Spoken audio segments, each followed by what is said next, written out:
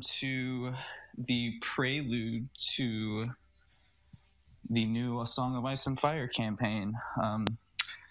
Takes place in the year 283 during Robert's Rebellion. Basically, it is just after the Battle of the Bells. We are going to join, or you guys are gonna pretty much begin, and you are having a conversation with Sir Jon Connington, Hand of the King, and he is going to give you guys special orders, or a group of you at least.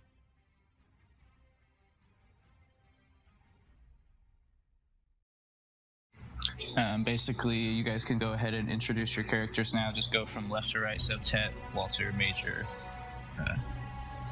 Ooh, that's loud.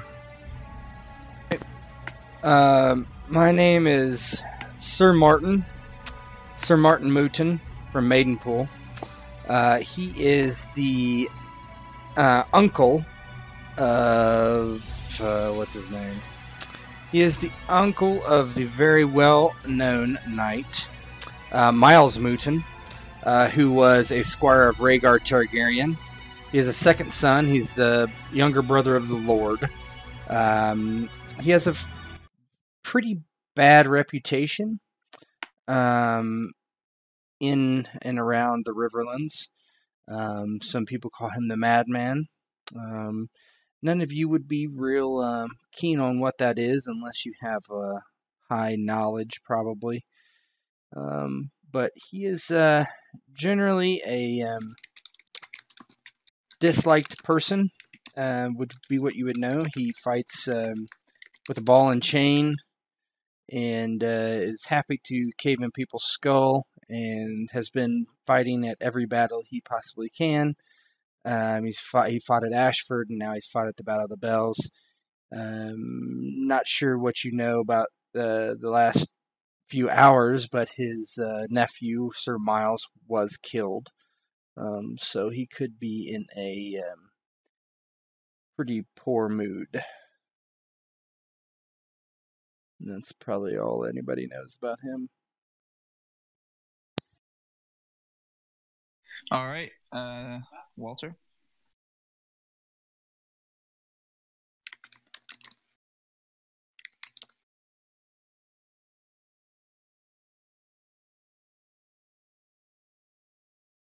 You there, Mike? Yep, sorry. I forgot I had pushed to talk on. Sir Victor Bulwer is the brother to the Lord of Black Crown and uncle to the heir, John Bulwer, who is betrothed to a Tyrell. He is known throughout the Reach as a very accomplished knight, doing very well in regional tournaments. He participated in the tournament at Harrenhal, though he did not make it to the final lists. He participated in most of the battles that have taken place in the Reach, and while not as distinguished as some of the others, he has performed admirably, leading some of the knights that Black Crown has supplied. If there is one thing that is known about him throughout the camps, it is that he is a honorable man and sometimes truthful to a fault. Awesome. Major? I'm Sir Reynard Tarley of House Tarley of Brackenfield, a cadet branch of House Tarley that's not very old. It's a very recent rise for the cadet branch, but he's the younger brother of the current lord of that house, and he could be described as the most knightly knight that ever knights or whatever, because he's your traditional knight. He'll ride around on a horse in his heavy armor, going from tournament to tournament, trying to gain glory and honor and all that crap. And he was one of the players in the Battle of Ashford, when Lord Tarly led against Robert Baratheon. And that's besides that, he's very much a stone-faced man. Not very emotion from him, but he follows orders. He does what needs to be done for the glory of House Tarlien, for the crown or whatever. That's it. All right, and Cypher. So I am Gerard. Gerard's a woodsman hailing from Molestown. Unlike others, he's a commoner, a bowman for hire. He's in his middle ages, around 40. And before all of this, he was a family man of peace. But his village was attacked by wildlings, and he lost his family in the attack. Since then, he's been a kind of like a vagabond, moving from place to place, offering his services to the highest bidder. He's a good shot with his bow. He doesn't care much for all the intrigue happening around him. All he wants to do is just fight and possibly die in the process and kind of end his miserable existence. Right now, he is how do you say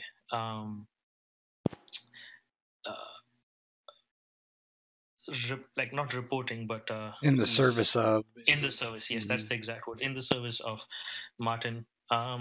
Not too happy about that, but it pays and keeps him focused rather than on black gloomy thoughts. Gerard's there to try and do all the dirty work that the high and mighty title folk don't want to do. And that's Gerard. All right, and as you guys are ushered into where Jon is, you see like a group ushered out, and he says, the last group, welcome. And he waves you all over towards him. Victor nods his head in deference to his spear position. Lord Jon. Gerard silently bows, doesn't say anything. He says, you were all there, this battle is lost. We are in a full retreat. It is going to be your duty to protect the rear as the army marches slowly. We have a lot of wounded, so it may take us a while. The rear guard, you say? Yeah, he nods, still kind of now looking down at his map. I can kill. He says, if any riders come, you must stop them. If they find our position and see how slowly they are marching, I fear a counterattack. Victor kind of looks over everything and nods and goes, we'll stop them, Lord Connington.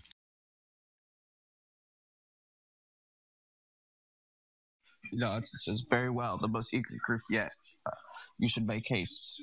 We are moving out shortly. Very well. He's clearly holding back frustration as this day did not go the way that they had expected or needed. I hope it is Robert the Baratheon that comes. Killed my nephew. I'll kill him just the same. Victor kind of looks at him, keeps his mouth shut, wondering how true those words might be. Lord Connington, who will be leading this sortie? Gerard just looks silently down and wonders if Martin is really going to be up to the task of killing someone. He says, if you need a leader, he points at Martin. He says, this one seems to have a way about him. I guess he's in charge. Now hurry. Martin laughs and... Oh. I can kill, my lord. No problem. How many men do I have at my command? He points and he says, "You three, or those three." I am not to lead a group of warriors into battle? Outriders, you say? He nods and he says, "If too many of them come, hold them off as long as you can." It is the grunts. Victor kind of runs his hands through his mustache and kind of internally questions the wisdom of that order. Well, he does say after, "Do not fight a battle you know you will not win, but you must hold them off. At the very least, find out something that can assist us." Very well, my lord. And he, as Martin's kind of maniacally talking, he says, "You, Victor, I believe maybe you should be in charge." Martin looks like he'd rather just swing that old ball and chain than tell you all what to do. Victor kind of thinks for a moment and... No, I think Sir Martin will be just fine. He has a worried look on his face. He says, "Very well." Yes. Victor kind of looks over at Reynard like, I'll be sure to keep an eye on this individual. Gerard, you hear that? We are going to kill some men today. More men. How many men did you fell on the field? So the reason you guys were chosen is because you are among the freshest looking. You guys did very well in the fight, clearly. And Gerard says, Sir Martin, I think I've killed as much as I can. I think I've killed enough. Oh, you will kill more today, Gerard. You will kill as many as I say you will kill. Do you need more arrows? Surely I could do with more arrows, yes. Oh, yes, we'll get you more arrows to shoot. If that would please you, then... It will please me. Now shut your mouth. As you say, my lord. Yes, my lord Connington, we will go. We will kill. We will do what you need. Reynard just lets out a sigh. He's obviously disappointed about what his fellow companions look like at the moment they're supposed to go and fight off the enemy with. Victor kind of scratches his hair, instantly regretting his decision not to take command that was offered to him. Hey, he realized his mistake. You guys didn't until it was too late. So you guys head out, and it's not long before you guys depart that the army begins to move, and you find yourselves on the path. It's tall grass on the sides, some trees surrounding, and everybody roll awareness. Is Isabel with me? Or am I on foot? Everybody, I mean, at this point, you guys could be on your horses, yes. I do have an animal cohort. Yeah, definitely on your horses. Named undetermined yet. Nice. Awareness, you said, correct? Sorry? Awareness, correct? Yes. Yeah.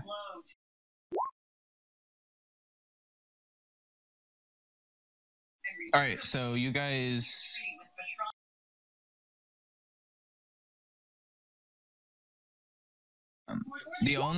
So what's your marching order, I guess? How would you guys be moving? Take my second rule. My first one is wrong. Reynard would probably request to be at the front.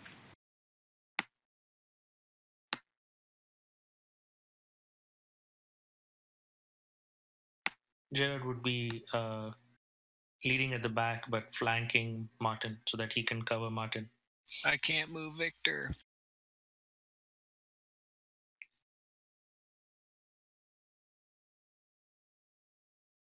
That's probably fine. Victor would probably be in some sort of flying V formation.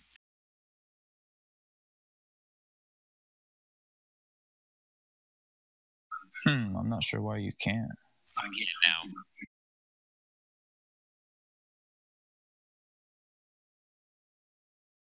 All right, so Victor hears the sounds of horsemen coming from this direction, like just around a bend. Which All direction? the way to the south. It's more like the sounds coming from Walter hears Victor. He notices it coming from kind of this direction, but he realizes the path bends and they're going to be coming this direction. Heads up, lads. There's horses, outriders potentially coming our way from the south, and kind of dips his lance, pointing in the direction of the sound. Our first catch of the day, boys. Gerard, get off your horse and get ready to shoot something. Yes, my lord. As you say. Yeah, get off your horse now, you fucking idiot. Go.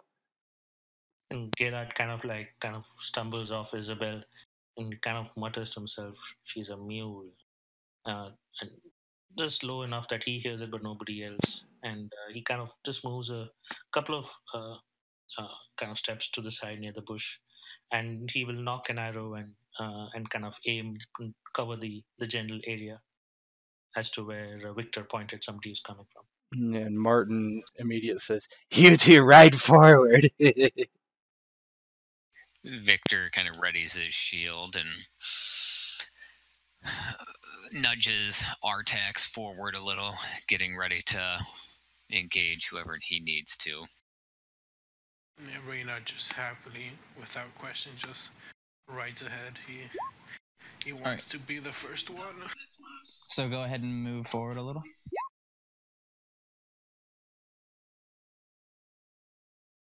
Probably one more. So like as you guys like do that, these people turn the bend.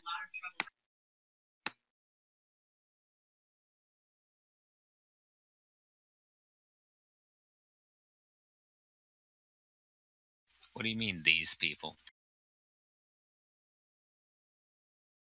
The ones that are still in the GM lair. Yeah, and Walter Peck, guess the house from the border. Hold on, I gotta zoom in. These knights on horses, I assume? Or is it just Harry? Yeah, these are. So, if Gerard was gonna shoot, which I think he was. Oh yes, Gerard was gonna shoot. Go ahead and pick a target and launch an arrow. You guys were able to move forward. Baratheon? Go ahead and move. Oh, no. You can move forward. It's not gonna matter really for this fight, but. Okay, so I'm gonna take shields is what I'm doing. So my two targets with my double shot are this. Let me see if I can ping it. This archer here and this soldier there, right next to her. So I think you split the die between the two. Is that how it works? Is it like fast it's attack? It's -1d on each roll. So Gotcha. So you have to do it manually. So -1 for the bow, and then -1 for that. So, because the bow, it's -1 bonus for the double reeker, correct? Roll 2 marksmanship test at -1d to each. Yep. Yeah, so if he has 5, 3 for his bows, I assume. What kind of bow are you using? Double recurved. Right, so it's training. Training 1b. So yeah. you would roll. And you have marksmanship. 7, yeah. I assume it's 5 with a specialty of 3. So if he has a specialty requirement of 1, that means 7 dice rolled, keep 4. Yeah, it's 5, 3, so it's. That's correct. You don't have. Do you have expertise? I have marksmanship. No, he does not. You don't have expertise. Okay. Oh no, I do have expertise. Yes. He did. So So your base is 9. Roll 9, keep 6. -1, that would be 9. Keep 5. 8. Keep 5 for your training. it's 8, right? 8 dice rolled, not 9. Right. Mm-hmm. Yeah, 8, keep 5. Okay, so you want me to roll it manually?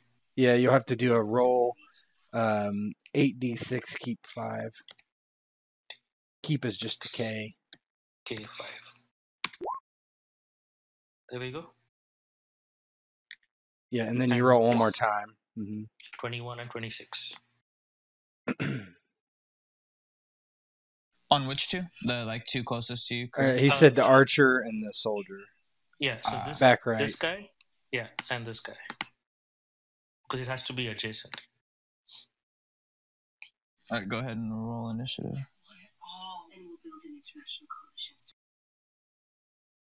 Now, guys, there's initiative macro, so click on your token and click the initiative. Oh, yeah, I should have mentioned that. Oh, there we see it. Yes, okay. No modifier, correct?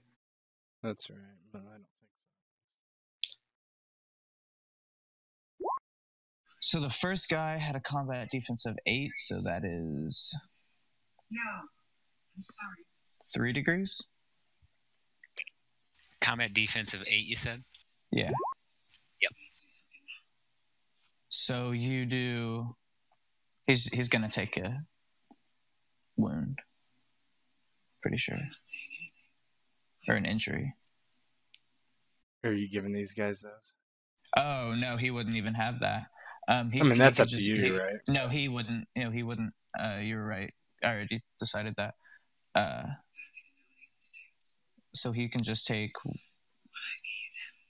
2 wounds to survive. Yeah, because you do. Your damage is My damage?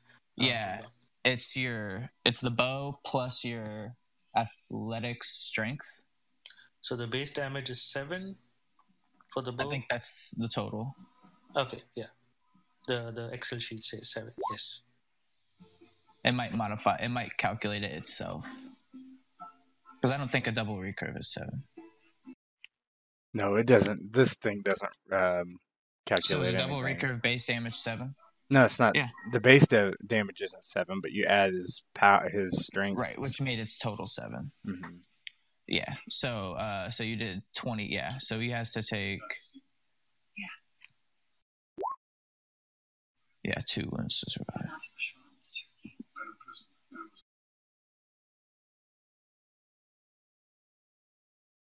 All right, and then the second guy. The soldier, yes, this guy. I believe that's going to be.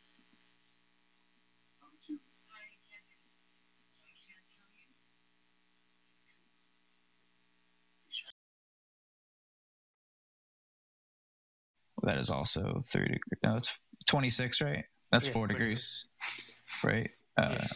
10. No, this probably kills him, I'm sure. Yeah, this kills him. Because endurance 12, he can only take. Yeah, so okay, so he has an endurance of 3, so that's 12 or 9 health, and he can only take. Yeah, he can take 3 injuries or 3 wounds or both. Well, just yeah, just take injuries. one wound. That's all he needs to take. If he has wounds. They have injuries or the lesser, correct? Yes. Yep. Yeah, they have injuries, no wounds. These guys. Okay. Yeah, my man. But he can take 3, correct, and he'll still survive. He can take up to his. He can take up to his endurance. Yeah, so he's not down. Oh, he's not down? Not quite. Ah, shit. And Gerard's going to say, Lord Martin, I think I didn't kill them all, so you have some heads to smash with your ball and chain. You can thank me later.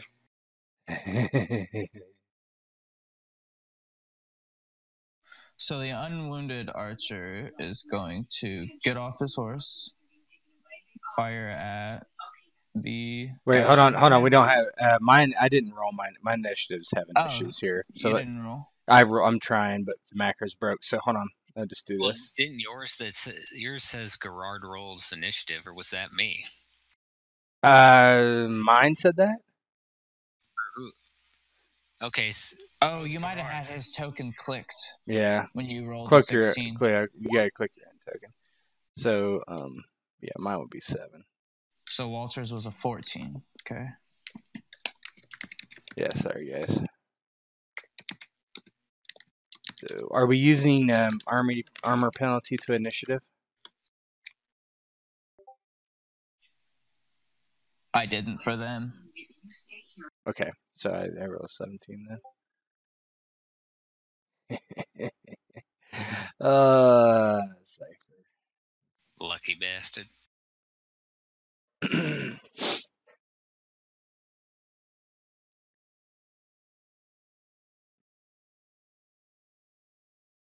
Is quickness part of Yes. initiative? Yeah. Mm-hmm. Yep, it's a bonus type. The macro should take it into effect.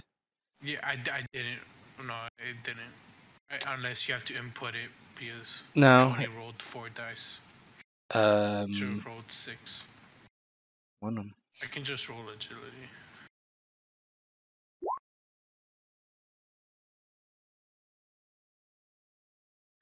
Okay, that's fine. I wonder if there's. I know why, because you have to. Yeah, it's You the can way input it's the the way bonus that dice. macro works. Just ignore it for now. That's fine. Yeah, I didn't realize. So I That's didn't fine. put the numbers. Yeah, so you got a 20 instead. Just change him to 20. Or I can. I got it. So he'd go first. I hate going first. No, my character does. Charge! I rolled for them earlier, but now I'm wondering if theirs rolled correctly. I think they did. Theirs should all be correct, because basically the way the macro works, it requires a quickness attribute on the character sheet. And by default, these character sheets don't do it that way, and I probably just forgot to add them to the PCs. So. Yeah, I went and looked anyway. They did. So go ahead and go, Sir Oreynard.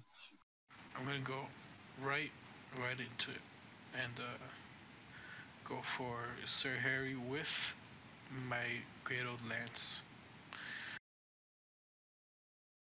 So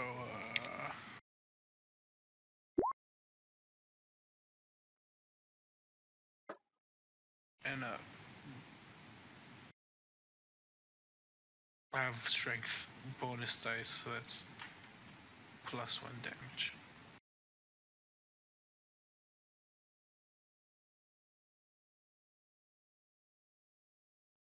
Okay, so that is 2 degrees. What's their combat defense? 14. What'd you say? 14. 14 for Harry. That's 2. Yeah. He gets the. So you would add. He just moved and attacked. Sounded like to me, right? So. Move and attack. It's whatever his base damage is +1 times 2 minus his armor defense. It's a war lance, so 8 damage. So is that with the +1 or not? No, that's not with the plus. So 18 minus whatever his armor is. 18 minus.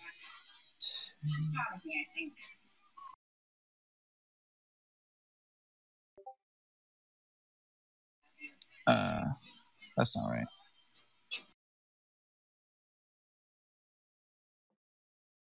What's not right? It's Brigadine, so it would be 8 and 4 combat penalty or combat defense penalty 4, armor rating 8. Mm-hmm. So 10 damage. Yep.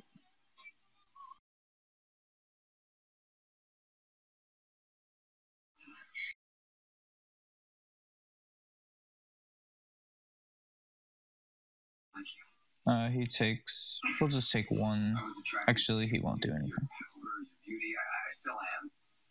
Yeah, well, he'll take 1 wound. 1 wound or 1 injury? Or 1 injury, sorry. Okay. So you'd subtract his endurance from the damage. All right. And it is his turn, I believe. Or no, it's an archer. Mm-hmm. Archer on the left. Yeah, so the archer to the left dismounts and can't quite see the archer. Well, yeah, he saw where the shot came from. No, I guess he can't see over his people though. So he'll fire at Victor.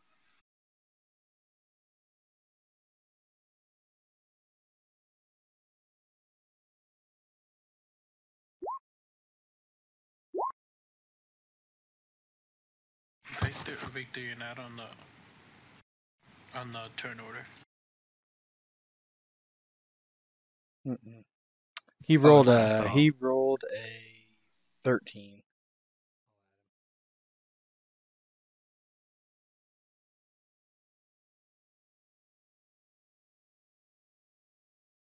He's at the very bottom.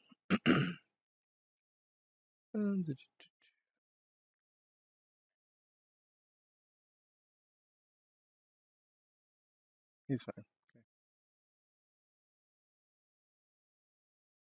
So I'll just look, I guess. That does... I'm sure that hits. 17, I think we were talking earlier. His defense is 13, 1 degree of success. Yep, just barely 1 degree. So... Yeah, he shot you, Mike. 1 degree of success. What's his damage? It's not going to do enough damage. Okay.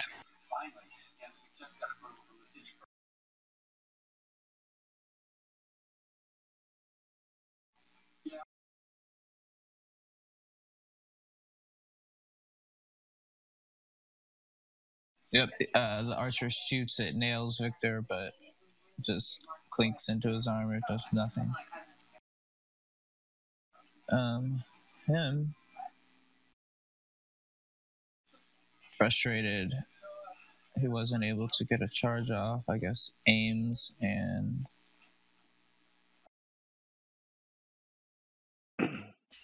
Does he have to use a lesser action to control his horse? I don't remember. Oh, he does. He should. does. No. Yeah, a lesser action to what? Control his horse.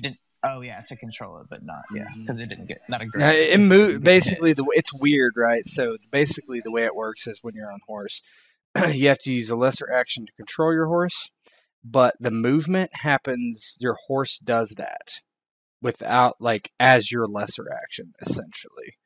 So the horse moves on your command at lesser action, and so you move your horse's move rate. Now, I never attack with horses because I think it's stupid. But essentially, they get their entire. Technically, they should get their entire turn, quote unquote. Which half of that is definitely move. So basically, but still, as the rider, if you're riding a war horse, one lesser action has to be interact with your horse to control it. Perfect. So, I guess he then just attacks. Yep.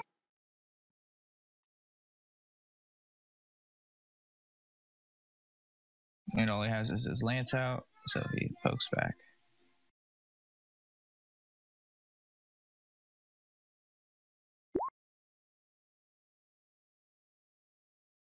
I have 11 defense. 11. That's 3. What's Harry's damage? So 8. So 24. Mm-hmm. What's his armor? I have 10. 14. You got 14. You get enough hit points for that? I have 12. Yeah, so you're gonna have to do some. Go ahead. Take 1 injury. That'll reduce the damage to 10, so you'll have 2 of 12 hit points left and 1 injury. Is my recommendation. All right, I did it. Yep, just make sure you track your injuries on that little bubble thing. Wounds too. But when you do wounds, just make sure don't roll off your sheet because it does it incorrectly.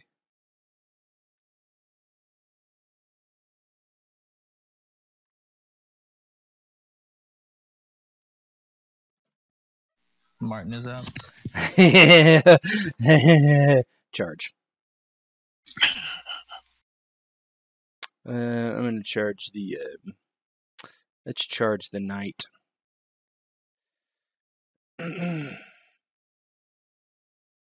So I'm going to have to roll this manually. So normally I'm 96. No, I'm sorry. 8d6 keep 5, so I'll be 8d6 keep 4.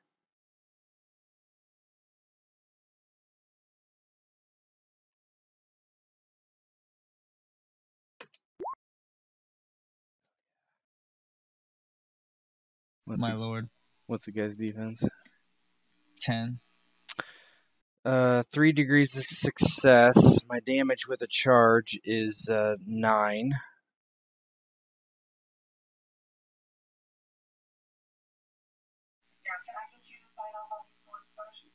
He goes down. I had expertise fighting. I didn't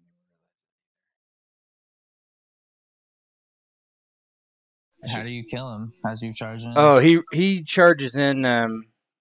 What was I using my ball and chain? What did I just do? Because how much damage did you do? Yeah, I did my ball and change. I did 9. Well, if I did, yeah, 27. Yeah, I did. Minus 8. Yeah, and I actually didn't roll. And I should actually roll one more die. Go ahead and do it, because if it's 4, he's definitely dead.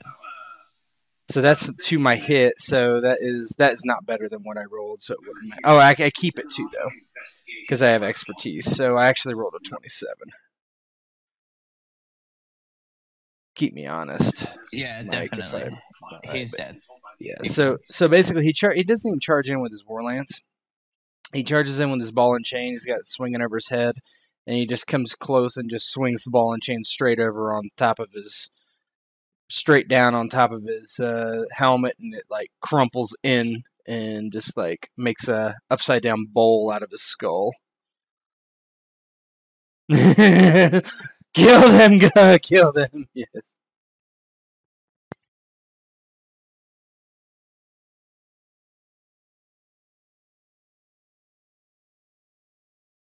So he is gone to the afterlife. So this guy is gonna fire the crossbow he has at Martin. Okay. So it's a static -3 to his rolls, correct? Because he's gotten. Say that again. If he has 3 injuries. He has 3 injuries. Oh, then yes, it would be a static.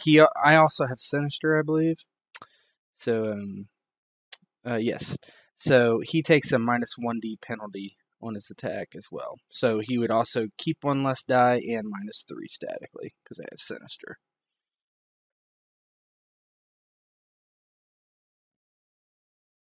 I always forget about Sinister, so I'm proud of myself for remembering. So he'd roll 66, keep 3 instead of keep 4. Yes. If his fighting was 4, yes, that's true. He rolls 66, keep 3 -3. Wait, this guy hasn't been hit by you. I thought you said he had 3 He's injuries. dead. No, the other guy, the guy that you hit died. Oh, was that the guy with the minus? Yeah, whatever. It doesn't matter. Like, if he has 3 injuries, he has 3 injuries. Whoever's attacking. Yeah, but what's the -1 die for? Because I have Sinister. So Sinister is anybody who attacks me in the first round of combat gets -1d. Gotcha. He's scary, so he's got a shaky trigger finger. Yeah. No, that makes sense. Okay, cool.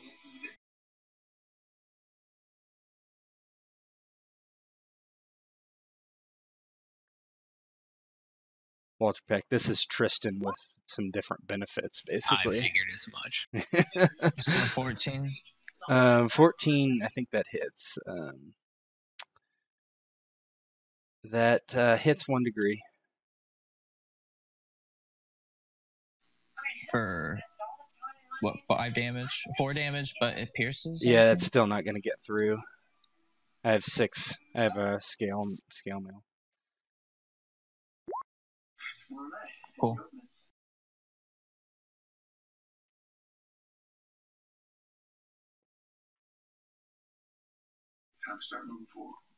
The man in the trees. Gerard. The soldier didn't go. Yeah, okay. And Gerard's gonna be like, Lord Martin, you didn't seem to kill the people I asked you to kill. Well, more for me then. He's taking some of my insanity with him. I like it. Are you double shooting? Who are you shooting? 17 for the archer and then 24 for the soldier. Oh, God. Both would go down. Already injured. So seeing what Martin did to that knight with kind of smashing their head in with that ball and chain, he's basically gonna kind of follow his master and take the master's lead and have those arrows basically kind of pierce exactly through the right through the left eye of the archer, because that would be his aiming eye, and basically right through the forehead of the soldier. Because he believes, I guess, that the master is going to be happy with the heads being destroyed this fine day. Every day.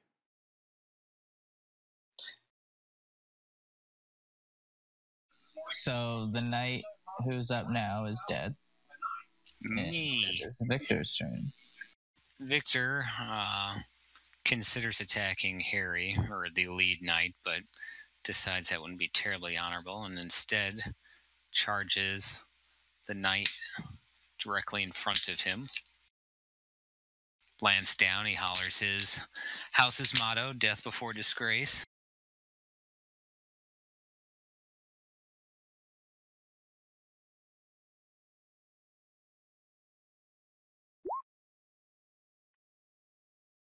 And gets a 21. What's his CD? 10, so that is 3.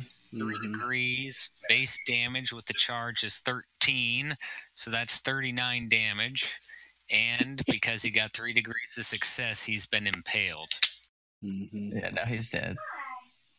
So as he slams into the knight, it goes past his shield, through his center mass, blowing through his armor, through his torso, and out his back, going flying off.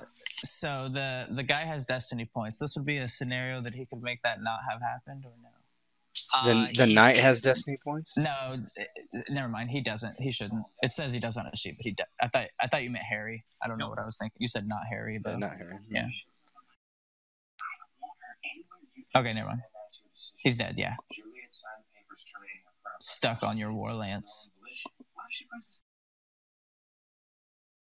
Because I don't think I can negate that much damage. You could. I mean, if Harry burnt a DP, he can burn DPs for other people. He could just turn that into a failure if he wanted. Oh yeah, that's totally what I meant. I don't think you can do that with a DP. Burning one? Yeah. I'm scrolling. You might be right. Hold on. You could immediately turn a successful attack into a failure. Maybe it's just keep one less die. I don't know. Let's see.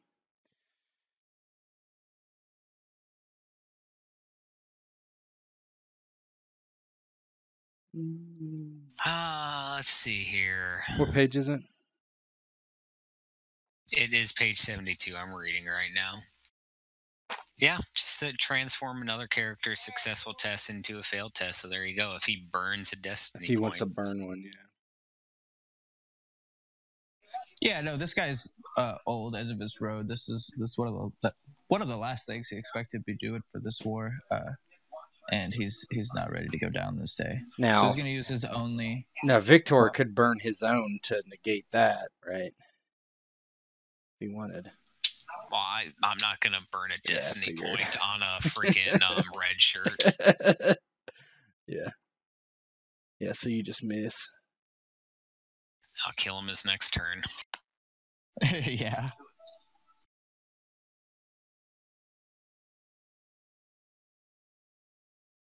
All right, the night goes.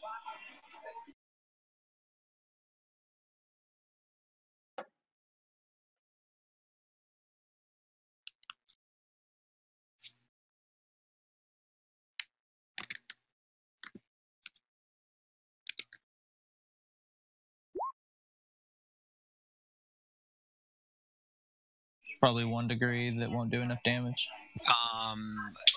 It's 2 degrees because I have a combat defense of, I believe, 13. Yep. 13. So that's 2 degrees. So 14 damage.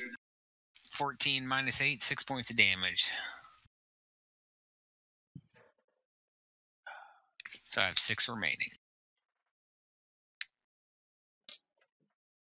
Reynard's up. All right. I'm gonna give a little poke to Sir Harry.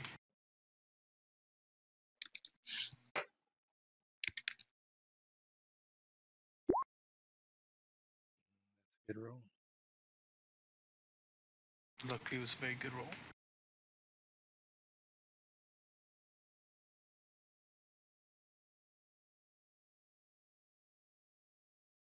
That's a lot of 6s, but wow. Okay then.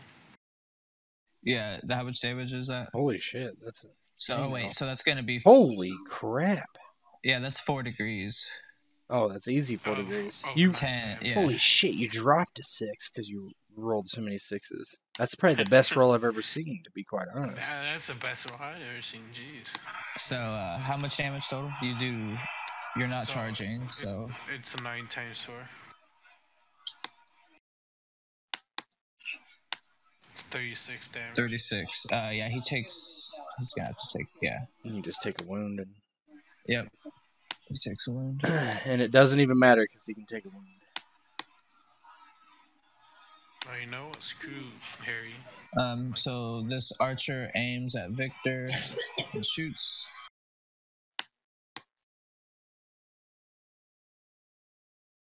Kill Victor. So 76 keep 4. Or he doesn't keep an extra 1, right? He just rolls an extra 1. What do you mean for what? Aiming? For aiming, yeah, you just roll an extra dice. You don't keep it. Yep.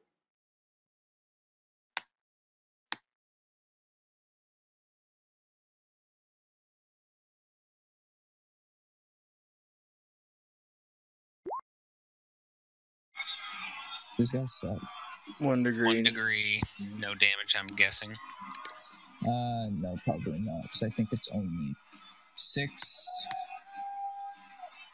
It's 6. Yeah, it's no damage. He raises his shield as he sees the archer prepare to fire, and the arrow lodges itself into his And I don't shield. believe they have any pierce. They should have at least one pierce. Even if it had pierce too, it would make through. It doesn't matter. No. Didn't I impale Harry since I'm also using a lance? Isn't that the same thing Victor did with the knife? you would impale. Mm. Which is kind of weird. It doesn't really mean too much unless he tries to move. Depending on how you read the rule, as I recall. Mike might know better because we were talking about this a while ago. It's actually, if you get impaled, you're hosed because they can pull themselves off your lance phrasing, but he'll do damage to himself doing it, and then his other action could be to act. Let me go find the exact wording. Yeah, but the thing is, you can still attack while impaled, right? It says you just can't move, which he has no reason to move. Yeah, but he would be impaled. You're correct. Yeah, he can attack. That is there's no language that says the individual can't attack. Which is what he's gonna do. Yeah, but he is impaled. If he tries to move, then he's screwed. But yeah, it's one of those vague words because it's like if you succeed, your opponent cannot move, but you can attack with the weapon. Well, what do you define moving as? Yeah, is it like like away from you? Or is it the action move, or is it like a general, hey, you can't even move, right? That's the not good. Not good way to ride By it. the way, I have a defense of 12, not 11. I forgot. On Reynard, so that's still just it's 1 degree. Probably not enough. Nope, not gonna do enough 10 damage. defense. Oh, by the way, Renard needs to succeed on a target number 9 athletics test. Because if he fails the test, he actually loses control of, or he loses his lance. I'll be fine with that. Yeah, just roll it so you make sure you know what you have to Now, attack. or Yeah, just my turn? No. It's Would strength be reflexive. any help? What's that? Strength. No, you're just rolling. Nope, just athletics. Was it 9 or 12, Mike? 9. 9. Oh, you got So it. he still has a hold of it. Next turn, what you can do is, since he's impaled upon you, is you need to. The target number is 3 plus the armor rating. So I'm going to assume he has an armor rating of 10. So if you basically do an athletics test as a lesser action against the difficulty of 3 plus the armor rating, so 13, success frees the weapon, and every additional degree deals the weapon damage again. So if he tries to move, what happens? Does he just take damage? That's the vagueness of the impale rule. If he tries to physically move, if he moves away from, states is the opponent cannot move. That's all it states. Because I was going to attack his horse and make him move. More than welcome to. That would technically be moving. If you kill the horse and it falls, that'd be a jam. Or if it flees, right? Because you do injury to a horse, they have to. I won't gum it up. I'll just attack him. That's fine. Yeah, it's like the whip rule we were doing in BFG. It's like, okay, well, there's no dialogue on how you untangle them. All right, so I'll do this.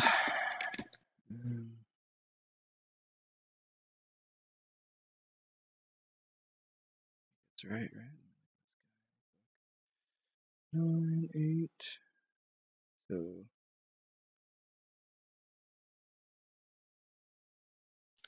I'm attacking Harry. So he's basically just standing there, swinging his ball and chain over his head, and tries to crown him.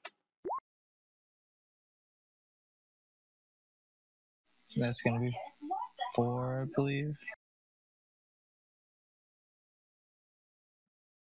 Okay. If you're on a horse, now it doesn't say if it's only against unmounted opponents, but if your horse doesn't move, you get to add 2 to your damage base, which seems ridiculous. So it's going to be more than he can take. He'll have to take a wound regardless. Yep, it's a wound. And also, I have Shattering 1. I have Shattering 2, actually. So his armor is now effectively 2 worse. His combat defense. So does he have a shield or a large shield? Yeah, his combat defense is reduced by 2. So if he has a large shield, he can get hit by the shattering weapon one more time, and then the large shield is effectively destroyed for the combat.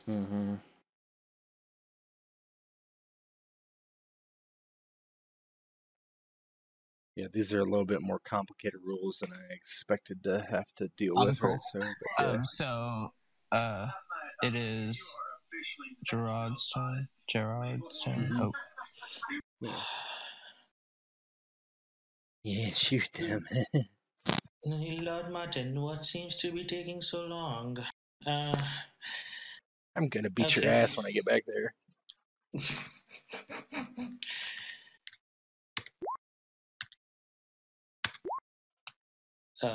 Both shots at this archer.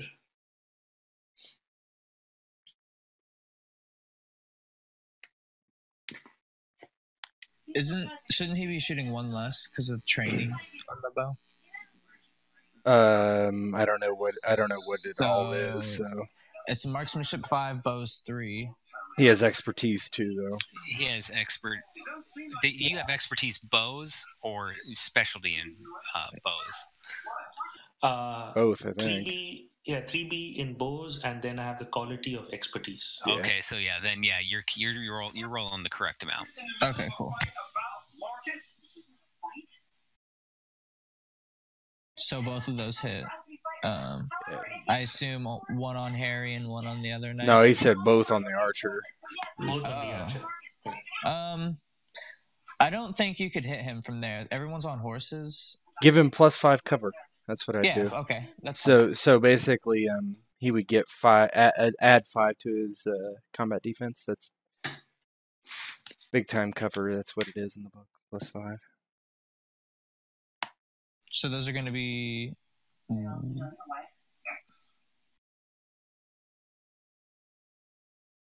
It's still 2 degrees each. So he's probably still dead, but because it's 13. Or no, it's 13. So, and that's 7. So that's 28 total damage. Yeah, I don't think injuries could bring it down enough.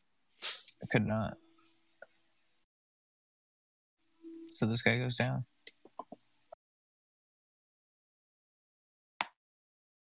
And I'm going to. I will notice that the getting that last arrow in was a little more difficult. And you said I can move the next turn, correct? Because I took both the shots this time with the aim as the minor action. You can't move now. No, you aimed and shot, so you cannot move. I doubt you can even aim, honestly, because double shot's probably a greater action. I think it's actually a greater action. Yeah. Mm-hmm. Okay, so that means next turn I can move and then shoot if I want. Yes. Mm-hmm. Perfect. You just couldn't double shoot. Yeah, only move and then single shot. Yep. That's my turn.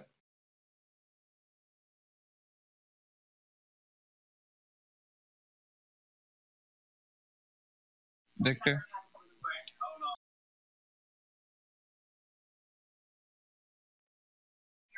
Victor? Oh, he's on killing. The night. Yes, sir.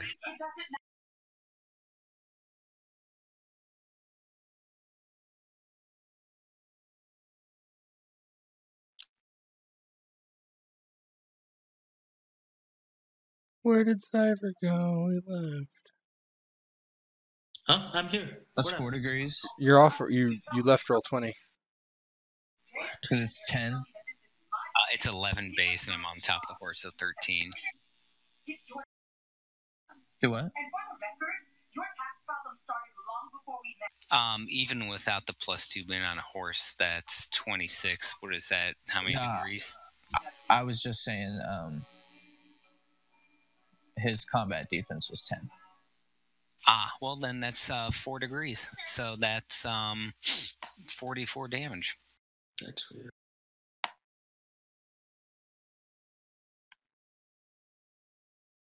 Bye-bye. So he's dead.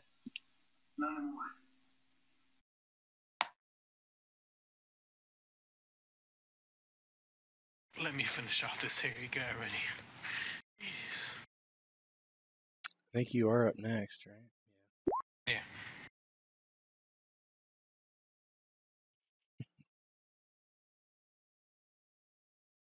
Go ahead. Bam. Wow. Okay. That sucks. Definitely not like your last roll, that's for sure. 2 degrees. But still might kill him. It's 18 damage.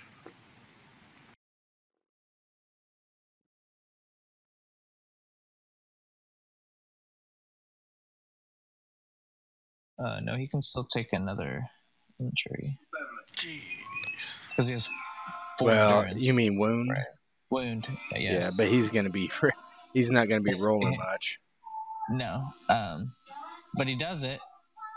I sadly probably not get the glory of the kill. God damn it. And he's impaled, right? Yeah, he if he moves, he'll take additional damage. All right, but so he's gonna attack Reynard's horse and Don't you dare. then try to run. Oh, the dishonor. Told you he didn't want to die. First in battle.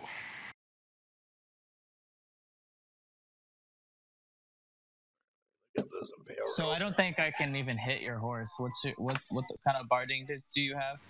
Leather. Oh. So I don't have anything. Well, make it harder to hit because what kind of horse is it? A Corsair. Corsair. Okay.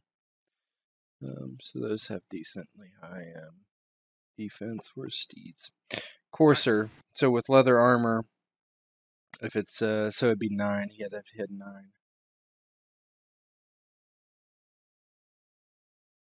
He can't hit. He's only keeping 1. Man, he can't hit. You fool. I wish there was exploding dice in the system.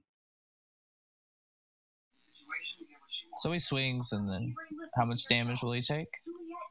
He won't unless if he actually moves. Yeah, he's gonna move. Oh, let's see. I have to look. The spear does 8 damage by itself. Yeah, I don't remember what the impaled. Hold on.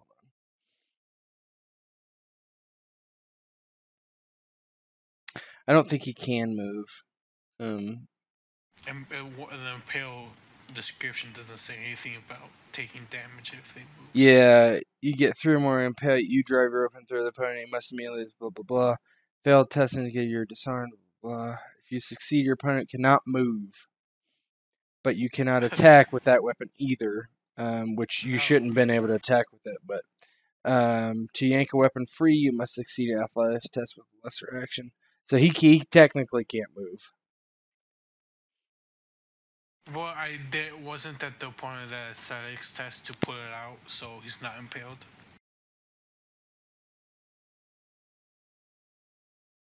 Let's see. Yeah. Is that what you did? Then yeah, he's no longer impaled and can move. Okay. So he's rolled running. 11 for athletics, so I pulled out Okay. the lance. So he's not impaled. Okay, so he's not impaled anymore. He can move. And he's not following the path. He runs straight to the right, trying to get back to where he knows the path is this way. And it shows him right there, but he is still within range. What is his what kind of horse does he have? I cannot remember the name of it. Let me look. Big horse. It wasn't one of the lowest. Yeah, it was the big one. Yeah. Mm-hmm. I'm on a courser, so I think I'm faster than him. Let's see. Don't you dare. I'm going to charge him and hit him in the back of the head for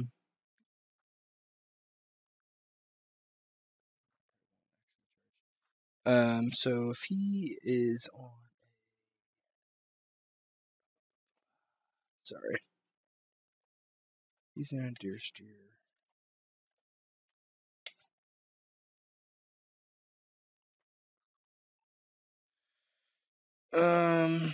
Movement is 6 yards. Courser move. I can definitely catch him. So I'm gonna move and attack. Good with that swamp. Totally.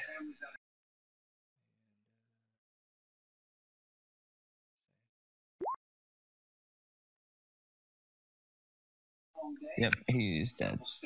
Well, he's... Yep. So I can choose his nature of defeat, right? So I would choose him to be captured, knocked out. So basically he just charges after him and hits him right in the middle of the back with his ball and chain. And he crumbles off his horse, and Martin rides past him going,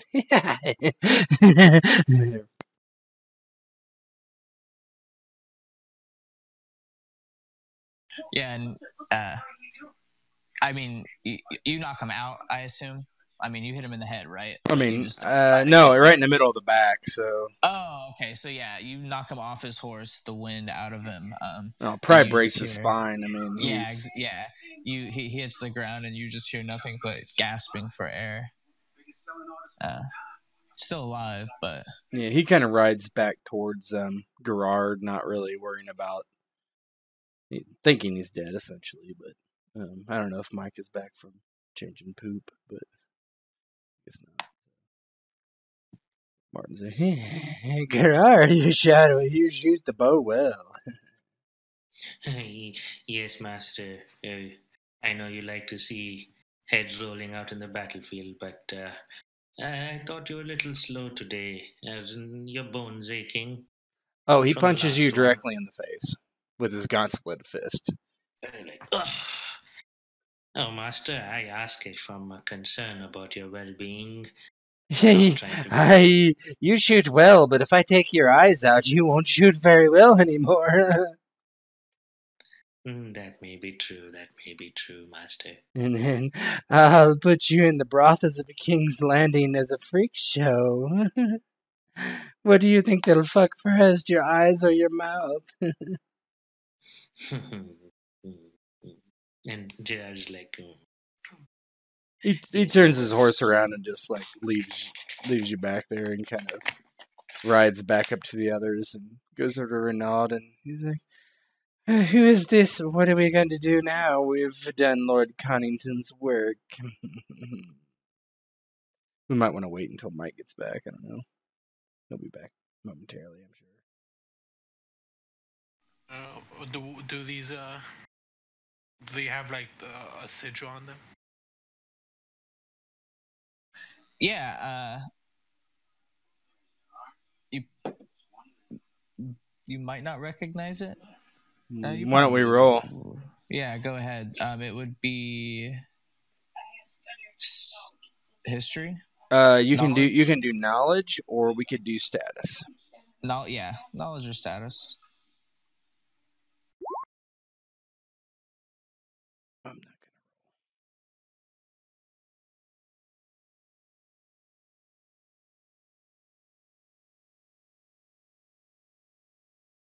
Am I rolling for something? So I basically broke the guy's back after he tried to flee. Renaud was trying to figure out their what their banner was with their sigil. So I said we could probably roll knowledge or status. Swamp told us that.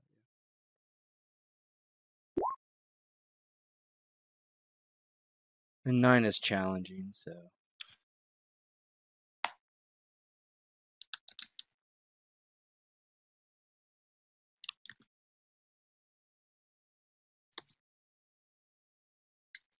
It was actually a 9, so I guess once one person got it, I could have just told you guys. Yeah, that's fine.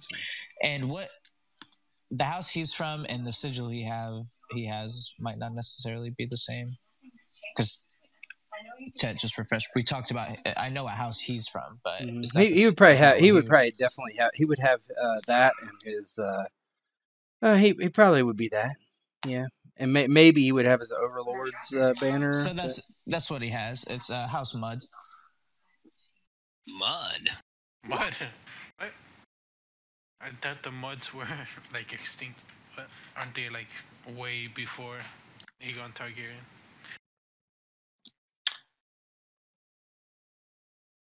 Is there actually House Mud existing in this timeline? Apparently so. Sir Victor thinks the same thing. He isn't incredibly familiar with the Riverlands, but his knowledge led him to believe that House Mud was gone the way of so many failed houses of the last few hundred years. What are these bastards wearing this? And yeah, I mean that's pretty much what you guys know with the 9s. And the injury, how long does that last? And you just took an injury? I took one injury. Until you heal it. Immediately? No, it doesn't heal it. No. Injuries do not heal unless they actually... Like I have to roll a heal? There's a target number after a certain amount of time period, and what your activity level is affects that. Yeah, you won't be able to roll for a while. Right. I don't know who this guy is. He's just like He kind of like rides back over to Harry and slides off his horse and like sits down next to him and kind of looking down at the body and trying to observe if he's dead or alive or that sort of thing. But he's oddly sitting down like cross-legged next to him, like a picnic You get style. over there and like you can barely see through his like helmet, and you can tell like he's not moving his body, almost like he's not trying, and he is like his eyes are like looking at you. Victor will get off Artax and go over and look about removing his helm. Kind of says to him, "House Mud," and questioningly, almost accusingly, like you're wearing a false flag.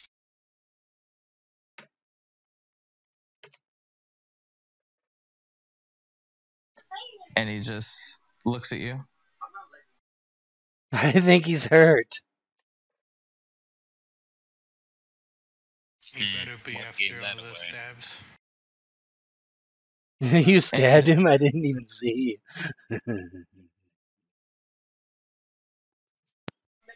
Keep going if there was something else you were going to say.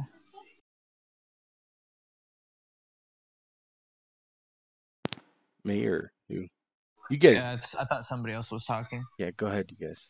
Just kind of repeats, "What's your name, lad?" Kind of. And he says, "Sir Harry." Harry Mudd. House Mudd. Victor looks to Martin. You're of the Riverlands. I thought they were long gone. I don't know. I've heard of their being dead. I've heard of them being alive. I don't know. There's people that say they're the Mudds. Everyone says they're from someone, don't they? Try to gain their status and royalty, and by claiming houses they might not belong to. Doesn't matter where he's from. Who we know he's with the usurper. That's all that matters, doesn't it? Hostages make for good ransom if he's worth anything. He just kind of shrugs and says, "Maybe he's worth more with words than his body. I think his body is quite broken." Yeah, so as you guys are even talking, like his eyes like are starting to kind of close as he's beginning to kind of like go unconscious, not getting attention. Martin like grabs his nose and like squeezes and like to try to keep him awake. Yeah, definitely like shoots him awake. So like he still doesn't move under his armor, but his head like shifts a little. It's not time to nap, not quite yet. All right, so anyone who's trying to get information out of this guy, I guess, just roll status, correct? Status reputation. Yeah, it depends. It depends on if you're gonna do two-way intrigue or just a one-way intrigue. Well, I guess it depends on who's going. Yeah, and he's not trying to get any information out of you guys, so not at this point. What do you have to roll? Because I have a question for him. Yeah, for this, I think it's just a one-way, you guys versus him. So yeah, so it doesn't matter. Let's just go in order. So go ahead. No, it doesn't matter. What do I need to roll for it? It's just like each of you go, and you have so long to win. I guess I forgot. So in the tutorial, this is kind of what would have happened. So you guys are trying to get something out of him. You have so many rounds to get it done before, you fail or succeed. All right. Victor's just going to kind of say, well, I guess when it's his turn, but hey, lad, we'll get you to a maester within our lines, but you need to let us know where you came from, where you're camped at. Where's the rest of your host? Where are you fleeing to? So first, Victor, what are you rolling? Just persuasion? Yeah, persuasion convince. I have no bonus dice. It's just a straight 3 dice. Okay.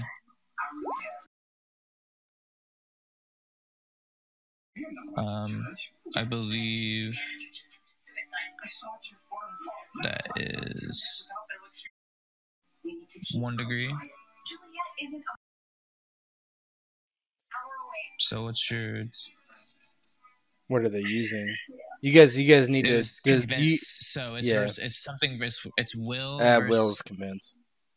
Yep, it's 3 damage since he has a will of 3. What's his disposition? I mean, I'm sure it's the worst possible, right? It's way negative. It's -10. Oops. I don't think it's -10, but it's pretty I think it's close. -7 or something. Yeah, ridiculous. -7. It's something super high, 7. So that does not succeed.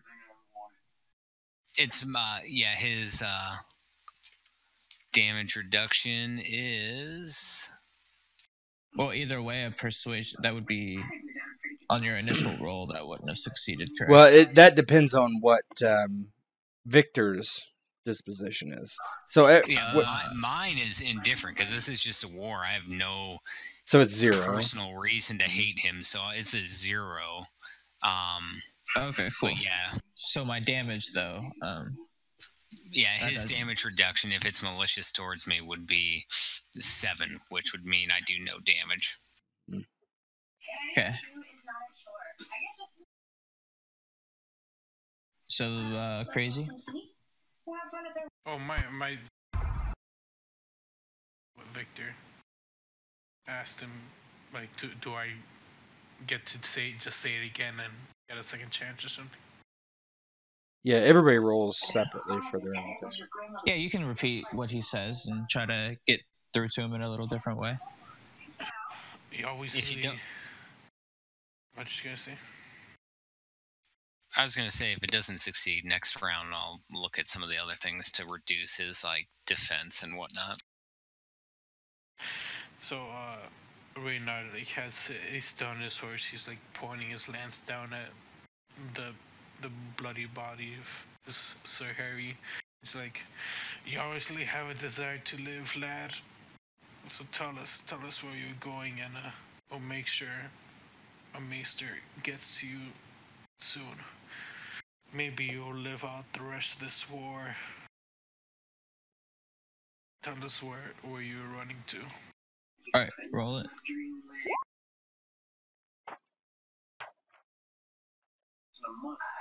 What would be you would be indifferent? Yes, indifferent. All right, so that would be 2 degrees. So what's your will? My will is 3. So 6 damage minus 7 is 0. So he looks at both of you, and he says, "It'd be nice to see a maester, but I'm pretty sure I'm dead already." And he's just kind of scanning. Now looks at Martin. Can't move his head really, but kind of glances at the woodsman way to the right. Martin looks at him and says, "Oh, I'll take you to a maester quite promptly. Yes, I certainly will." He's like, "You just tell. Well, what are these fools asking? I want to know your battle plans. If you know Robert Baratheon, is he close by?" And he just is like, give him a bunch of. I'm using deception quite clearly, because I'm not letting him live. I am malicious to him, so that would give me a deception modifier +1. So he is malicious towards me, which will give him a DR of 7. I'm going to try to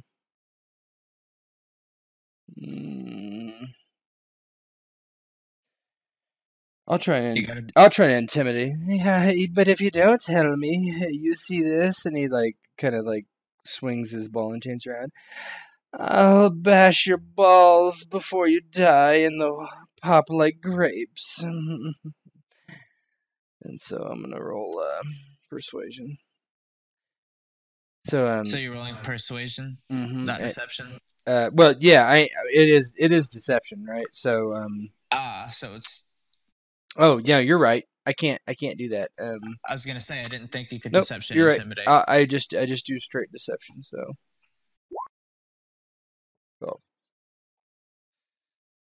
12 plus, so 15. It's only +3. Mm-hmm. I don't think that does any damage. Mm-mm, What's your? My will is 4, but it's 2 degrees, so that's 8. Yeah, so you'll do 2 damage. Wait, 1. It's 1 damage. 1. So I have sinister as well. What does that do? I think if he tries to intrigue me, it doesn't work. Yeah. Yeah, so it doesn't really do. Oh. Yeah. Yep. Mm-hmm. Yep. That's all I can do. All right. So, do you have anything over there, Gerard? I don't think Gerard could do anything, right? He's a commoner, and this person is definitely titled, and he's among folks who are titled and speaking to him.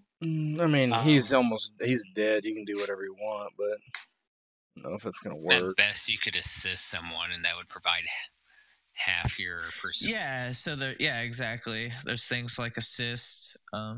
Yeah, I mean, at max, Gerard would he's a commoner, and he serves Martin. Martin asked him to start hurting this person in front of him, do stuff to him. Gerard would. Yeah, so you can give me an assist. I mean, I don't think it'll do anything, but as far as roleplay, Martin's like, come here, bring one of those arrows. See if you can stick it in between his finger and his fingernail and see what happens. I don't know if he can feel his lower extremities. As you say, my lord, as you say. I was thinking the same thing. Then do it, Now! Your comment about bashing his balls, he says, I'm not sure if I'd feel it, but if I did, it sure would hurt, I'm sure. Not enough for me to give you my information, though. And then Gerard's going to say to Harry, I don't know what to call you because you seem to be almost vanquished in battle. Call him fucked. As you say, my lord.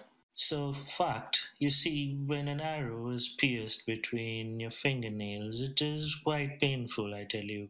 Quite painful. You do wish for me to proceed? And he's not going to wait for the answers. He's going to start jamming the arrow with his fingernails. Yeah, and that'll give Martin an extra bonus on his next thing, I believe, correct? It would give half Gerald's persuasion. It's only 2, I think. Yeah, then I would get 1.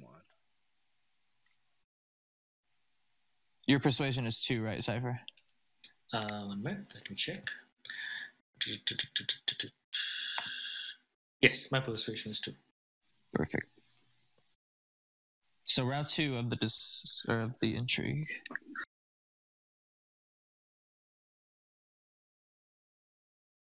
I believe Victor. Yeah, he's going to begin a kind of a fast talking him in an attempt to lower his intrigue defense. So is that something against his passive something, I think? Yeah, I got to roll a persuasion test against his passive will result. So let me ask you guys something. I'm going to go into my GM seat real quick. So all the honorable people, what are you thinking about this torture that's happening in front of you? That's so funny you asked that. Victor's not terribly thrilled with it. He's trying to get this Harry to talk and see. The correct thing to do would be to give in to the demands and then get the medical attention that Victor promised him in good faith. What does Reynard think, since he's the knightliest knight that ever knighted? I do believe that was what you said. Yeah, is he stop, Gerard. Step away from Oh, no, you keep going. I am the leader. I am your captain. You be quiet now. He will do what I say. I would start ride towards Gerard, pushing him away with his horse. This is no way to act. What's the guy's name? The order shirts here. So his name was John- Harry. Oh, You're John. John Connington. Connington? Yeah. If Jon Connington would, Lord Jon Connington will be greatly disappointed if he hears what. Lord John Connington would be Prisoners. greatly disappointed if we don't bring him the information we seek, man. His orders were to prevent outriders from attacking our rear, not intelligence gathering. He did Information is say, not worth dishonor. yeah. So you don't know. I mean, you guys, if your characters know the one that knows the most about John Connington, his character's not even here. But he did say any kind of information that could assist them would be appreciated. But yeah, he meant more like troop movements. Not he doesn't know, or whatever this guy's saying could be important. It depends. And just to add some more flavor while this is going on, Martin is saying continue, and Reynard is saying stop. Gerard is kind of taking his time to insert the arrow, remove the arrow, insert the arrow, remove the Okay, arrow. now Reyna is just like gonna push his horse into Gerard, like right into him, basically. As Reynard's pushing Gerard away, Martin's like, well, fine, you want me to do it then? And he just takes his ball and chain and just comes straight down on top of the knee of the rider just to see if he feels it. Do you feel that? What the bloody hell is wrong with you, madman? Yeah, and when you I do have that, no honor. when you do that, he screams out in pain. Oh, you are! You do feel it!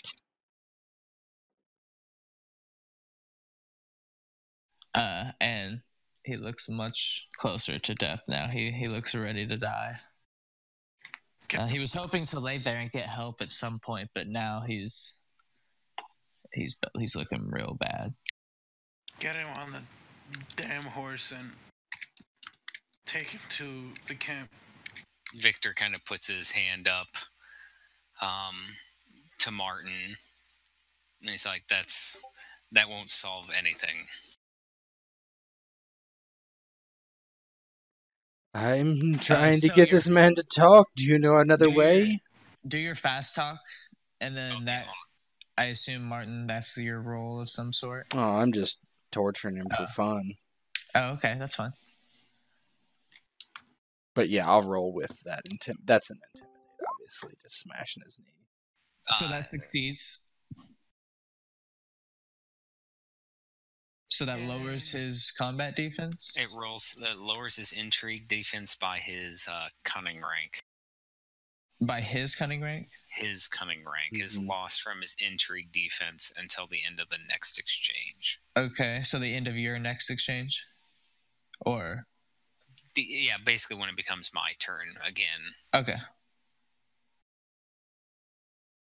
Alright, go ahead, Martin. Okay, I'll roll deception again. So 5 to 10. I'm assisting him.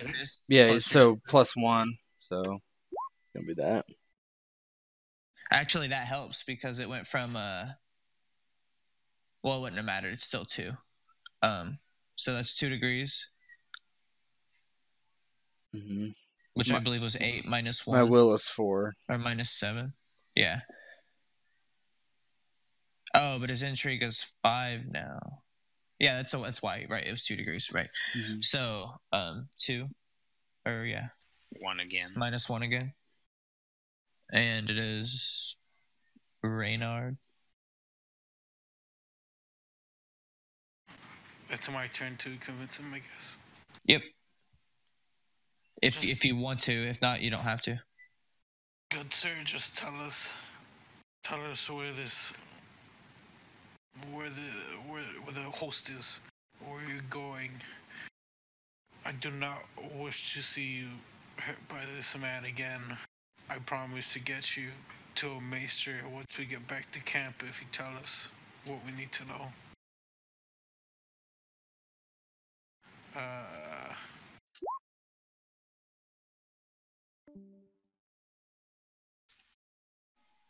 So that's 2.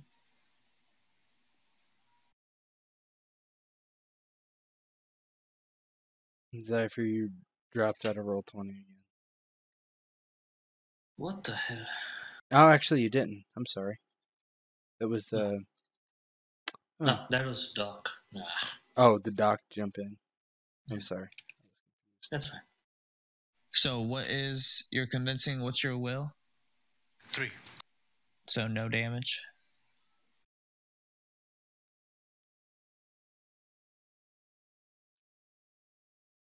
And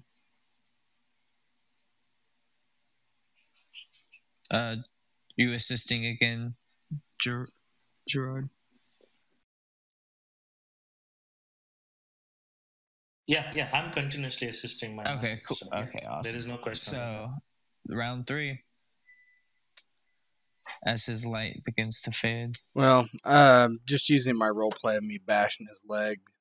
Oh no, I already did that. This is Victor's turn. Sorry.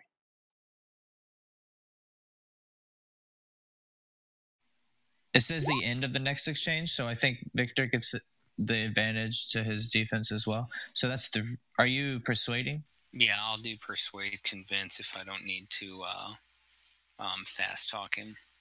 Be like, look,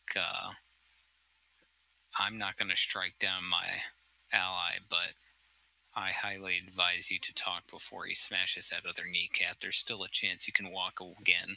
And can use just kind of confuse him by talking quickly and getting him to try and cooperate.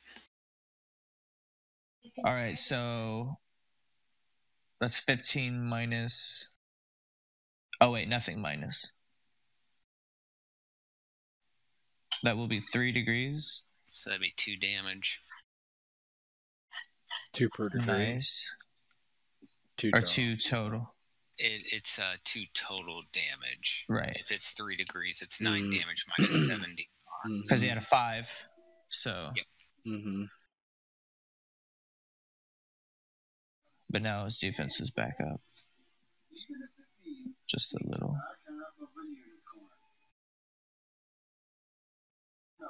And you almost got her. Martin's turn, or somebody else's turn. He kind of like goes over to Gerard and leads him around Reynard, and he's like, enough with the arrows, let's try something else. And he's like, I really feel, my bladder is near bursting. And he immediately just whips out his cock and begins to pee in the guy's mouth. In that area. And he's like, Geralt, help me. And he's like, you should talk. You should listen to my friend. Reynard is visibly clenching at this. And you're doing intimidation? Yes. I mean, he wouldn't keep them from... Actually, no, he would kill him, so I'm just going to do deception. It's still deception. Yeah, definitely. So you get 1 extra... Oh, God, that's a fail. Plus 2 from Gerard, also peeing in his face, so 8. Victor kind of looks at him and is like, what is accomplished by pulling a Sir Kevin Spacey on him? So that succeeded, but not enough to... So mine was plus 3. Actually, so it was 9. It was 11. It was 11. Or actually, no, 10. Because plus 3 for my deception of malicious and a deception. So I guess that's 9. But and then 10. Yeah, it's not enough. It's not enough. Mm-hmm. Can Gerard say something just to see if it pushes over, or just in roleplay? Oh, yeah. Yeah, I mean, as your assist, of course. Yeah, so Gerard says, listen, fucked. I'm not sure if you've gone hunting recently. But you see, when you catch a deer and you start fleecing it when it's live, there's a twitch to it. There's a twitch to the body as it starts feeling your blade over its skin, taking it off piece by piece, bit by bit. If my master asks me to, I could do that to you. Would you like me to? Oh, he could. He definitely could do that. All right, Reynard, roll yours. So Reynard is no longer participating in this. He's too distressed and disappointed by what's going on with Martin.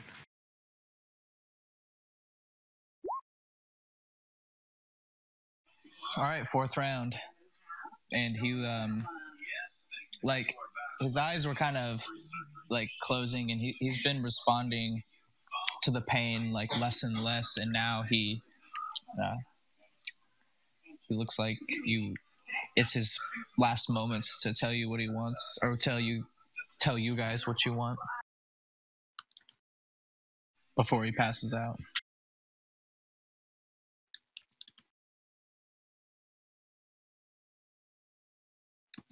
Victor is actually going to forego trying to persuade him and instead kind of wait until Martin is done relieving himself and then push Gerard back and kneel down by Sir Harry and kind of lean in, but not too close because he's just been peed on, and ask, where would you like your body returned to?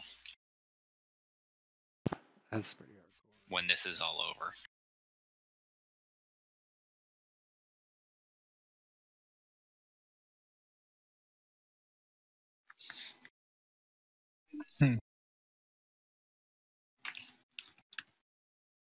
He says, "Why, so you and your friends can go rape and kill my family?" Do I look like someone that would do that, Sir Harry? Well, your persuasion. I know you're not trying, like, to quote unquote trying, but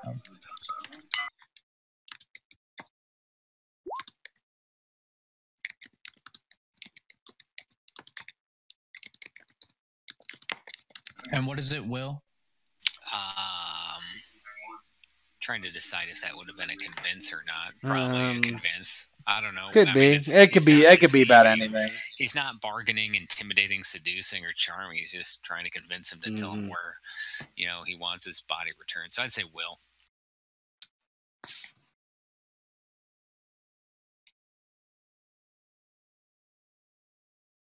Okay, and so if he was one less, if he was no longer malicious, but it'll still be no damage. Still no damage? Okay. Yep. So, Martin? So Martin's tired of these games, and he's like, Gerard, excuse me, it's time for me to end this man's suffering. And he looks at Victor, who's near him, and he kind of like steps over Harry and doesn't bother putting his dick back in his pants. And so basically he had torn off his cod piece to do this in his armor. And he just like kind of like stands over Harry and looks down. He's like, this is what happens to traitors, I hear. Are you ready?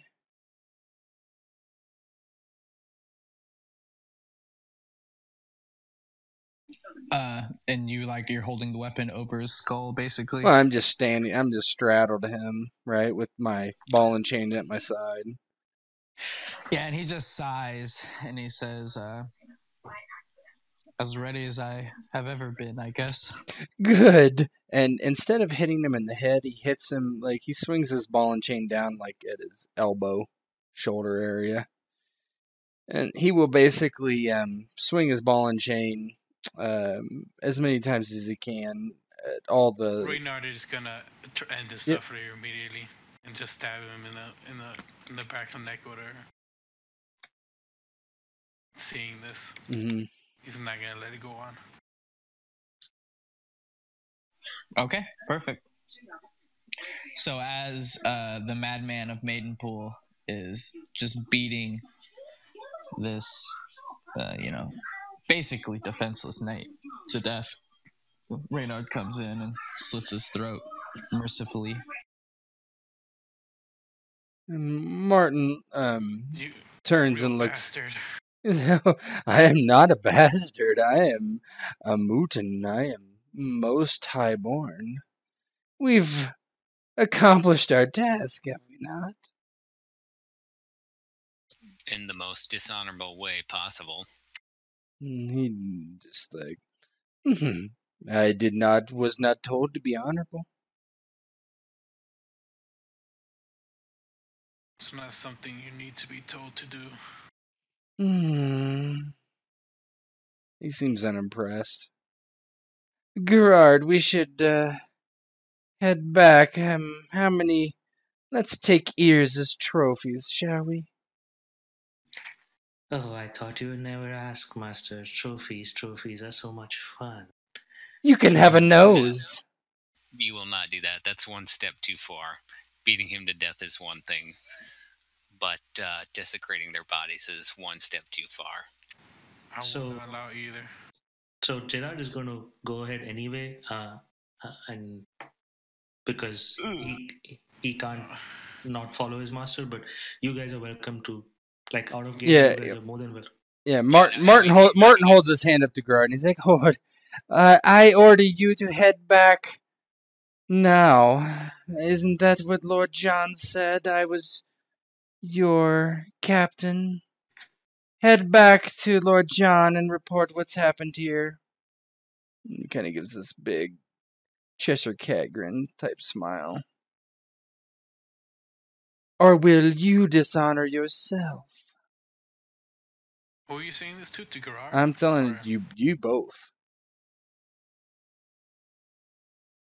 So what I was trying to say is that Gerard is going to listen to his master, and you guys are welcome to treat him whichever way because he's a commoner.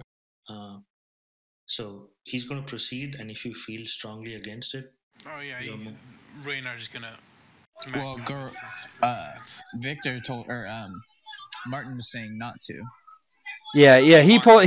He holds his hand up to Gerard for a moment. Hold, Gerard, hold. He tells Victor and Renard to buzz off, basically. It's not safe.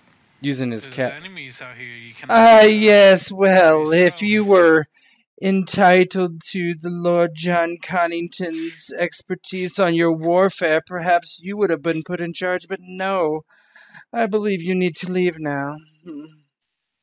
Victor he already knows what Martin's implying or suggesting, so he kind of nods. He goes and sucks in at his teeth and goes, "I'll return," and then kind of leans down to take Harry and drape his corpse over one of the riderless horses and gonna tow him back, basically.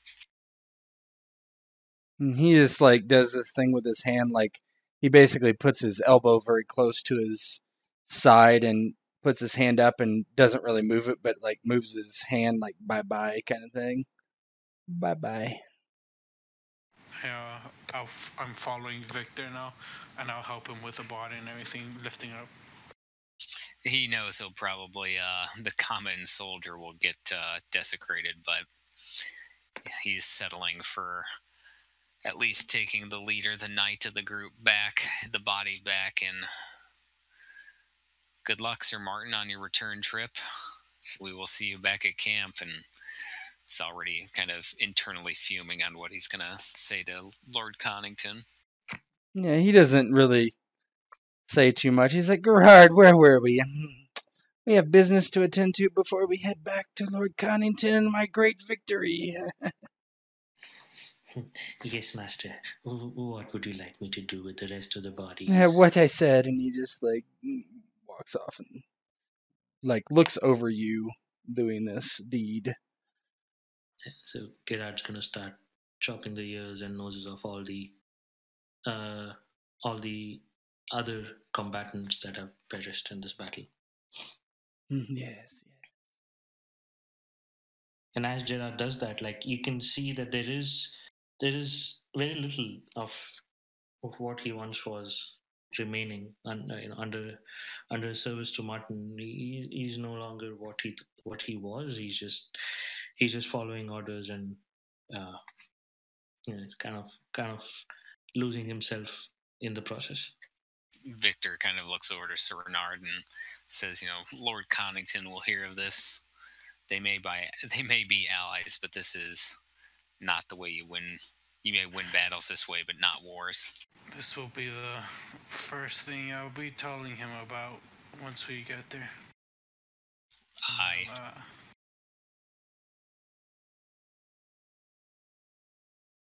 What'd you say, Mike? He just said aye. Okay, gotcha. All right, so you guys went and continued all the way back to camp? Yeah, we're probably 10 minutes behind them, literally, if that, Yeah, I mean, by the time they get there, it takes them a while to get to the front, catch up to Jon, and then he's talking, sees their back, and then after a few moments says, how was it? You want to switch the... Oh, yeah, I forgot. Yeah, you're right. I switched, but forgot to pull you guys. Yeah. So we're talking to Lord Connington now? Yep, at the front of somewhere towards the front of the retreating army. My lord, I must say, if I am to continue in assisting in these missions, I must request that new leadership be put in, and Sir Martin be assigned somewhere else. The man is a bloody despicable bastard. I'm not serving with him. He gives a very awkward grin as to show that he was kind of worried and sort of half expected that. And he says, I gave you guys an opportunity to take charge, and no one took it. He seemed to be eager. Plus, the king likes that man for some reason. Yes, I deeply regret not taking the opportunity. I did not realize he was like this. I have never met him before. Is Martin and Gerard back yet, or are we not back yet? No, so you don't hear the beginning of that conversation, and then as the initial exchange ends before the report is given, you stroll up with your nobody notices, but your bag full of bloody ears. Yeah, I'm just standing there. I don't say anything. Yeah, and the bag full of bloody ears is clearly in Gerard's hands. Sir Victor kind of says to Jon, Martin and his bowmen are formidable fighters, but leaders they are not. I will fight with the man, but I will not serve under him again. And he looks at Martin and back at the other two, and he says, two of them feel this way. I must report this to the king, Martin says, he just kind of walks up behind him, and he's like, his face is pale as normal, but got smears of blood. He's like, well, we were successful, my lord. We defended the Outriders. We killed them. What else is there to say? I did as you requested, my lord. Were you guys able to perhaps find out if they were sending men after us? I doubt they would without the returning of them. They're sending more men. We have no clue. Did I get any information, it seems, out of... Yes, I injured him too badly with my ball and chain, my lord. I'm sorry. Sir Martin believed torture was the best method to extract information. Alas, that proved not to be. He just shrugs. He doesn't deny it. And he looks at the man, and Jon knows of Martin, and he had never, no one had ever told him he tortures people before, but he always kind of assumed it, and he says, I will report this to the king. We will see what he has to say about torture on the battlefield. I fear it is not much, though. Yes, they could go partly. I hear the king likes to do a little torture of his own. With that, you all disperse. Would any of you hang out together on the march back or go back to your own? I would be with Gerald, but... Well, yeah. Sir Victor would definitely stick with Reynald and being Reachman themselves, and we'll chat about all the great tourneys we've been part of, whatever. So at some point, he finds both of your groups, or someone, a messenger of sorts, probably not Jon himself, finds you guys and says, when we return and you've all... it's like you guys are about a day from King's Landing at this point, I guess I should say. And he says, the messenger says, we have an audience with the king the afternoon that we arrive back. Please be there. It is important. Okay. Well, this is a surprise. I'll definitely be there. And you see this messenger kind of going to like many different groups of people. You guys aren't for sure why, but not like everybody, obviously, but select groups, I guess. Sir Victor kind of has mixed feelings about that. On the one hand, House Bulwer is a loyal, bannerman to the Tyrells and therefore the king, the Targaryens. Conversely, he has heard kind of the oddities of the king, and is much more of a advocate for Prince Rhaegar. So yeah, who all like agreed to attend? Of course, Reynard can't disobey the king. You'll end up burning alive.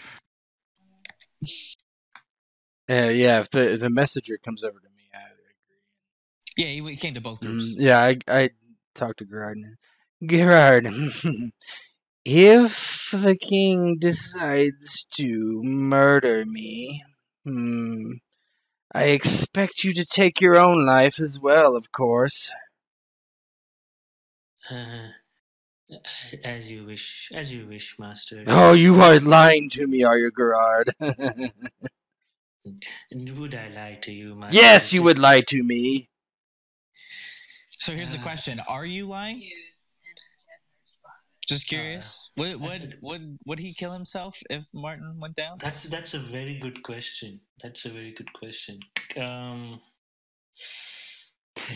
Think like here's the way I'm kind of sensing this. The way this is going, you're basically my Reek, right? Yes. And I know you don't know Game of Thrones, so you're basically I broke you down to be like a just to do whatever I said. Now maybe you wouldn't do that, right? But like I basically broke you mentally, physically, spiritually, that all that kind of stuff. I'm basically Ramsay Bolton in 20 years past. What I'm saying is Gerard definitely has a death wish because of what happened in his past. He's in here not for any glory or anything of that. He's looking for a way out of this. But the question is, would he go out on the battlefield or would he go out like a coward taking his own life? You see what I mean? So that's where... Gotcha. Maybe you think you would, but maybe you wouldn't. Who knows, right? Yes, exactly. So it's not like I'm not lying outright. It's just that I don't know what's going to happen at that very time. That's all. So perfect. I could roll for deception, and you. Nah. I think you do have a death wish, so perhaps let's say if Martin went down and a bunch of people were surrounding him, you may just charge in there too. Yes, I think Gerard would do that more. Just because he wants to die, right? Yes. Getting killed by somebody else and killing yourself are two different things. I guess are two different things. Yes. Yeah. So Martin, when you agree, yes, you are a good friend, Gerhard. You are a good friend. So I'm assuming it's kind of like evening time, and he's like, "Would you like some warm water, Master, to kind of clean yourself after that glorious battle?" No. And that's all he says. He just says no. Hmm. You can spend the night doing what you wish. Tomorrow, when we are in King's Landing, you report to me immediately. So you guys actually reach King's Landing that night, and you're able to do wherever you guys would go, whatever you would do in the evening. Gerard would be with Isabel, his mule, and he'll be like brushing her down and kind of feeding her oats. And it's like, it's in a way, that's the only other creature that he has some sort of like feelings for and wants to protect and all of this shit. Nobody took more than one injury, correct? Or one wound? I didn't even take a damage. Injury, after 24 hours, you can make an endurance test. And it's been longer than that, for sure. Basically one per day, I think. And riding on a horse is... He's going to take the hardest one, but 15 might do it, actually. Yeah, it's like travel, some physical activity would be challenging 9. Fighting, riding, hard physical activity would be formidable at 12. So Either 12. Yeah, 12. I think I'd be at 12, but it doesn't matter. Yeah, doesn't matter. So no more injuries for Reynard. Nice. And my health is all the way back to 12, right? Yeah, your health repopulates after a battle immediately. Yep. So that night, Gerard brushes his pack mule. I assume everyone else, if they have some sort of place they stay in King's Landing, they may go there, return to where the armies are. I have a question. Yeah. I'm assuming Gerard will not be present when Martin meets the king, correct?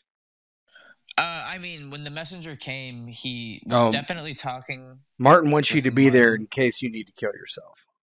Yeah. Okay. He was definitely talking with Martin, and he never said you couldn't be there. So. Okay, cool. So in addition to brushing Isabel, I mean, Gerard's never been in front of the king, so he's going to try and tidy up as much as possible to be presentable and not hold Martin like, any sort of contempt in front of the king. Okay, perfect. Anyone else do anything special before they see the king? Sir Victor will kind of, after getting to King's Landing, will spend time with any Bulwer forces that came with the host up to King's Landing. Probably keep the majority of his stuff within that contingent. Set up his pavilion, or should I say have the servants set up his pavilion, and then clean himself up as best he can for a meeting with a king. I'm definitely doing something similar. Gotta clean up the armor, make it nice and shiny when we see the king. All right, so you guys get to the keep, and like as you're getting there, a steward says, "You all must be the ones they were talking about." And he kind of ushers you forward and says, "The king is just finishing a conversation. I'm sure he doesn't care who hears. He doesn't care about much these days." Oh, if he's fine with it. And you are all ushered into the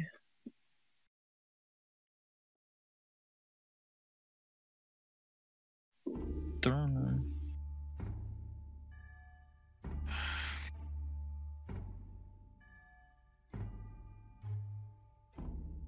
Of course, immediately, Reynard falls to one knee before the king. Gotta show proper respects. And as you fall to one knee, he staring down at the man in front of him, as you guys realize is Jon Connington, and is speaking. And go ahead and do your creepy old man voice. Lord Jon, What news do you have to report to me? And he says, well, we know where they were. The battle was going well at first. We captured many people, and we just weren't quite able to capture Jon, and we ended up retreating. And he looks back after What? seeing them. And What did you say? He kind of like stands at more of an attention, not expecting that, and says, we weren't able to capture Robert. He just barely escaped. He had a little more forces than we had expected. Our intel was slightly off. Your intel was slightly off, did you say? He nods. You're the hand of the king. And he nods again. You are Lord Jon. Lord Jon. Let me ask you a question, Lord Jon. Why do you think you have given this post of hand of the king? It wasn't so you could be beaten by some rabble from the Stormlands. He shakes his head. He says, they were not rabble on this. Quiet! If I wanted you to speak, I would tell you so. Then he nods once more.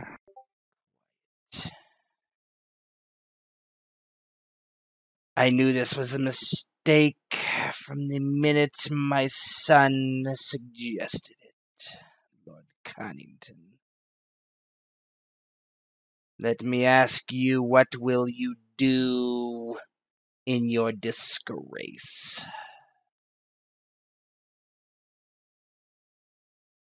He says, whatever my king would have me do.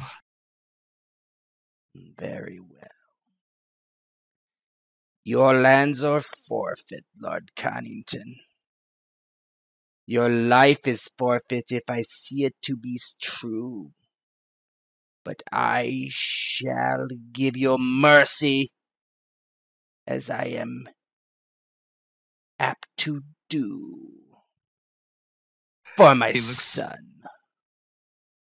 He looks at Sir Barristan and the Lannister, not expecting them to move to action at this call because, they're who they are, but wanting someone else to speak up for him, knowing that if he does, he will be killed, and sees none of it happening clearly because of who this person is. And if there are men that would speak for you, I would hear it. Is there any in this room, this giant room, that would speak on your behalf? You! And he points these long, curled fingernails towards Martin, Victor, Reynard, and Gerard, kind of standing towards the entrance. You, I hear you were at the Battle of the Bells. Tell me, did the hand of the king treat you well? Did he lead you to victory? Sir Victor kind of looks to Martin and Reynard, then steps forward and goes to one knee and goes, my liege, I have fought with Jon Connington, Lord Connington, since the beginning of the war. We defeated them at Ashford. We lost to them at the Battle of the Bells, not due to Lord Connington's leadership, but the betrayal of the people within the town. Is that so? What about you, man from the Reach?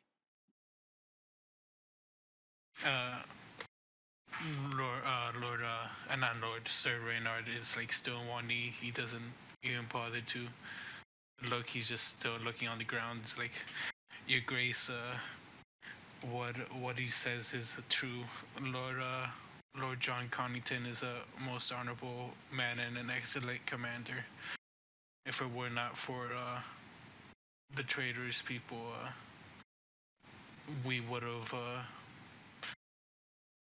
had victory. And if it wasn't for Lord Jon's wise strategy, it would have been an even worse defeat. Yes, his strategy seemed to be precise and perfect. What do you say there? You are Martin Mooton, are you not? Yes, my king, I am Martin. What do you say about this man? Well, if I were a soft-brained idiot, I would agree with these two that he served us so very well.